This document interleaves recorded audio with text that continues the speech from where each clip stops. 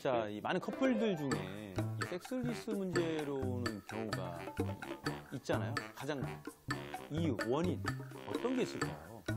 저희 심리학에서는 정서적 스트레스가 가장 크죠. 정서적. 그렇죠.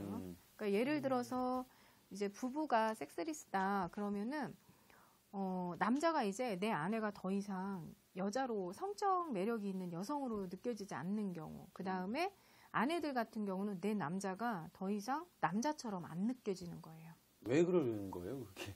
이제 여러 가지 좋아서 원인이 있는데 만나놓고. 남자들 같은 경우는 좀 시각적이잖아요. 그러니까, 그러니까 시각적으로 자극을 좀 받아야 돼요. 그래서 뭐 우리가 여성들이 뭐 이렇게 뭐 낭비를 해서 막 화려하게 살라는 것이 아니라 네. 그 어떤 그 남자의 성욕을 자극할 수 있는 그런 매력들은 좀 잃지 않고 사는 게 하나의 방법일 수 있는 거고요.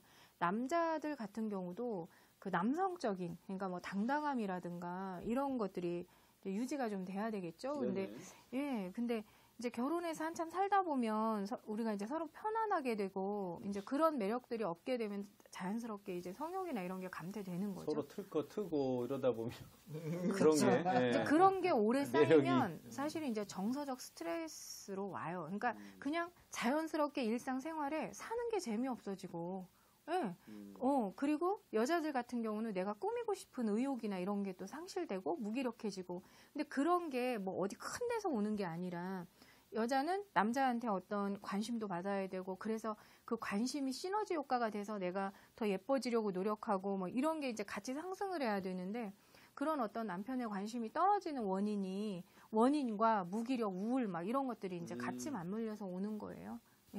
그렇군요. 의학적으로는 네. 예를 들어 성기능 장애가 숨겨져 있어요. 남자가 이제 발기부전 있거나 뭐 조루가 있을 경우 그거를 감추다가 보니까 그 불화도 만들어지기도 하고 섹스리스로 가기도 하고, 또 이제 나이가 들어서 여성 호르몬이 떨어지고 남성 호르몬이 떨어질 경우, 특히 여성 호르몬이 떨어지면 질이 굉장히 건조해지거든요.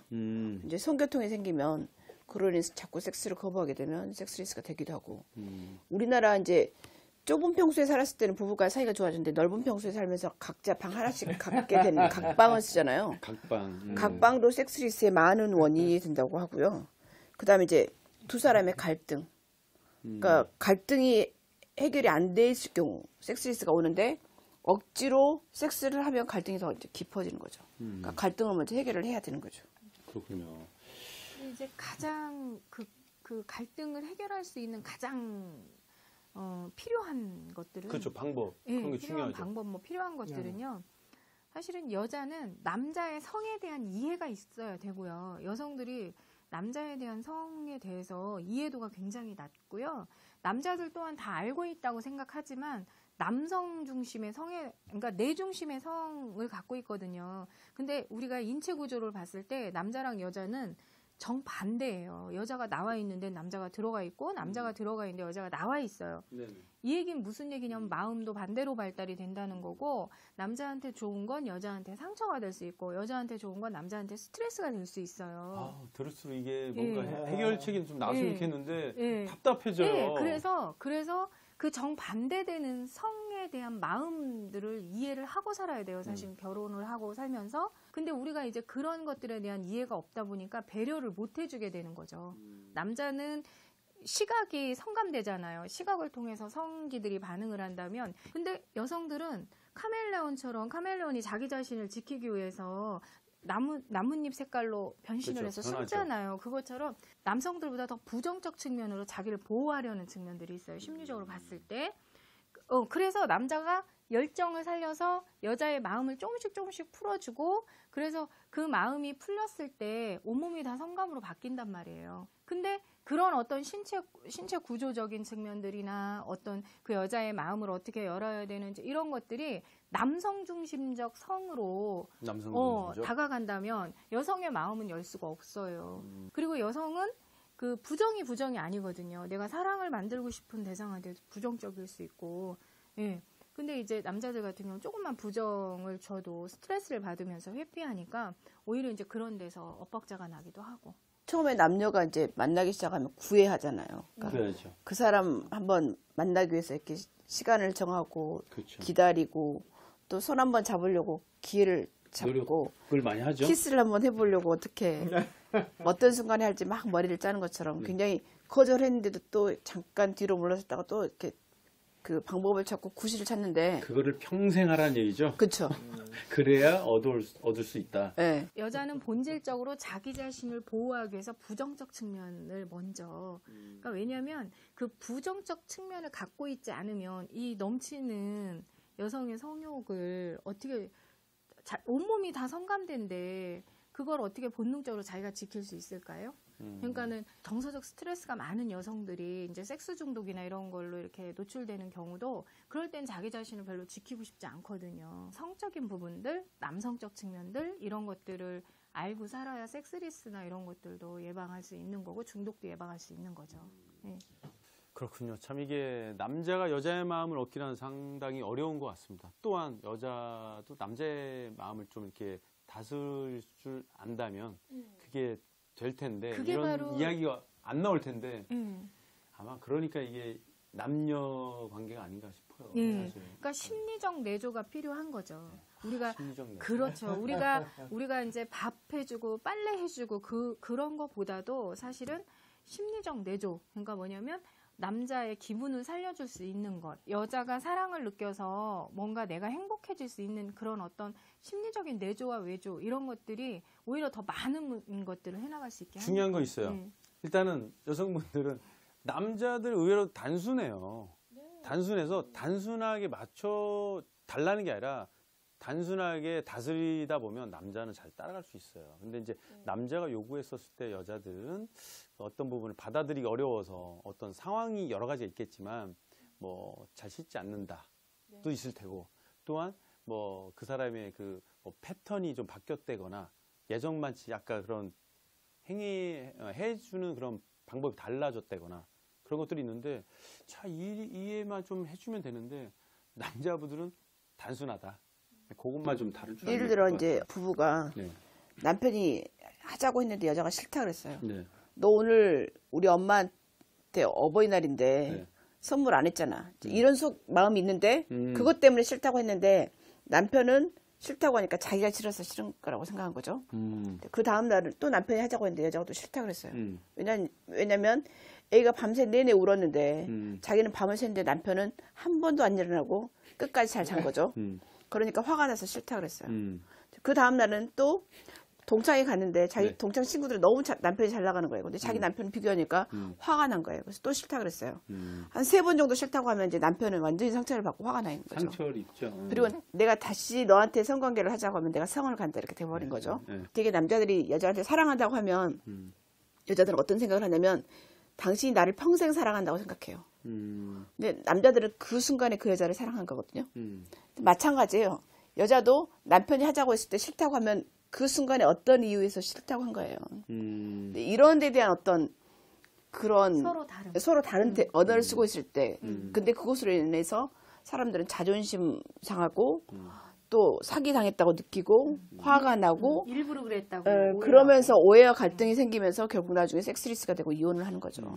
자 그러면 보통 이제 부부 연차가 있으신데 나 사랑해? 라고 질문을 하시는 편이에요? 아니면 사랑해? 라고 말을 하시는 편이세요? 사랑해라고 표현을 해주고요. 일상생활에서 물어봐요? 음, 자기야 나 사랑해? 라는 말을 물어보나요? 남편에게 네. 아니 그런 말은 이제 안 물어도 음. 우린 다 느끼면서 사는 거죠. 아, 그럼 박 박사님 생각일 수도 있고 우리 박 원장님. 저는 나보다 하루 더 오래 살아야 돼. 이 말이 사랑한다는 표현이에요. 아, 그 표현을 조금 우리 나이는 사랑한다는 말을 우리는 노인 나이라서 무슨 노인이 그런 말 하는 것보다 네. 당신은 나보다 하루 더 오래 살아. 그럼 저 예전으로 돌아가서 아기 있을 때 한 10년 차 안쪽으로 있었을 때도 그런 얘기를 합니까? 저희 같은 경우는 제가 심리학을 상담학을 전공하고 계속 임상을 하고 있었기 때문에 이제 그 관심이 되게 많았죠. 남자들의 성심리 이런 게 관심이 많아가지고 저희 남편이 그냥 실험지였어요. 실험지였어요. 왜냐면은 제가 다른 남자가 있는 것도 아니고 남자라고 남편 하나밖에 없는데 이거를 연구를 해서 뭔가 이렇게 치료에 써야 되는데 이게 대상자가 없다 보니까 이제 남편이 실험지가 된 거죠. 그래서 어떻게 하면 남자들의 성심리를 살려주고 기분을 좀 살려줄까. 그리고 이제 남편이 좀 재미없어하고 처져 있을 때 이제 그 테크닉, 예, 이제 반응 테크닉이라고요. 예, 그러니까 뭐냐면 성적인 농담도 이제 재미있게 해주고 사랑 표현도 그냥 자기야 나 사랑해 이런 표현보다 좀 야한 표현을 해주고. 그럼 이제 의외네요. 예, 그러니까 재밌어지는 거예요. 실험지. 사실은 이런 테크닉들은 밖에 나가서 다른 남자한테 쓰면 큰일 나고요. 그거는 아니죠. 네, 당연히. 부부 관계에서의 필요한 테크닉들이 있어요, 사실은. 사랑이를 남한테 하는 게 아니죠. 그렇죠. 자기 가족한테. 예. 근데 이런 걸 배워서 꼭 남한테 쓰시는 분들이 계세요. 잘못된 거죠. 예, 그래서 남편이 듣고 싶어 하는 얘기, 이제 그런 것들을 이제 일상생활 속에서 이렇게 이제 적용해 주면서 기분을 살려주는 거죠. 그럼 들으면 좋아해요? 여성들? 남편이 예를 들어서 남자친구가 자기야 뭐 사랑해라는 말 많이 해주는 게 좋은 거예요? 안 해주는 게 좋은 거예요? 사실은 언어로 듣는 것보다 느낌으로 마음으로 탁 느껴지는 막 진짜 같은 그런 느낌들이 막 있어요. 예, 오히려 이렇게 말로 딱 듣는 것보다 그런 이렇게 새록새록 느껴지는 그런 느낌들을 살리는 거죠. 머리를 한번 이렇게 쓰다듬어 주는 거 그런 표현 아닐까? 사람마다 좀 다른 것 같아요. 그냥 다른 것 같아요. 사랑스러운 눈빛을 보여주는 거? 두피가 성감대로 하셨거든요 지난번에. 그래서 이 머리를 지금 이렇게 쓰담쓰담하면 고양이가 거렁거렁 하듯이. 그냥 밥을 먹을 때 식사를 할 때 내 밥그릇에 이렇게 반찬 하나 올려주는 거? 그런 거. 막 그런 소소함 속에서 이 사람이 날 진짜 사랑하는구나 막 너무 기쁘죠. 근데 뜬금없이 이렇게 사랑해 막 이렇게 하면은 뜬금없이가 어디 있겠어요. 그런 거보다도 그리고 막 그 사랑스러우면은 그 눈빛이 달라져요. 저는 이제 개인적으로 섹스리스를 해결할 수 있는 한 가지 솔루션은 저는 정성이라고 봐요. 그러니까 감동. 그러니까 예를 들어 상대방이 눈에서 눈물이 쏙 나올 정도 감동스러운 어떤 행동이나 말을 했을 때 말없이 설거지 열심히 하는 거죠. 청소 열심히 하고. 그거하고 좀 다른 거니까 예를 들어 그건 절대 병 들어 있는 아니에요? 자기 어머님을 한테 용돈을 몇 달 아니면 몇 년 줬는데 자기가 모르고 있었다든가 뭐 이런 자기 눈에 눈물이 쏙 빠질 만한 상황을 하게 되면 그 사람에 대한 사랑과 존경심이 저절로 생길 것 같아요. 여자는 그래요. 여자는 그런 거에 감동받는데 남자들은 좀 다른 거에 감동을 받는 어떤 것 거에 같더라고요. 감동받나요? 야한 속옷? 긴 손톱? 빨간 힐? 어떤 건? 제가 남성들한테 이렇게 확인을 해봤는데요. 그렇게 섹시하고 이쁘지 않아도 이렇게 아침에 자고 일어났는데 부시시한데 뭔가 이렇게 감동스럽고 예쁠 때가 있다 그러니까 이렇게 평범함 속에서 그 남자들도 그런 느끼는 느낌들을 이렇게 표현하고 있더라고요. 그러니까 뭐 큰 어떤 그런 거보다도 예. 유원장님 오늘따라 말씀이 별로 없으시네요.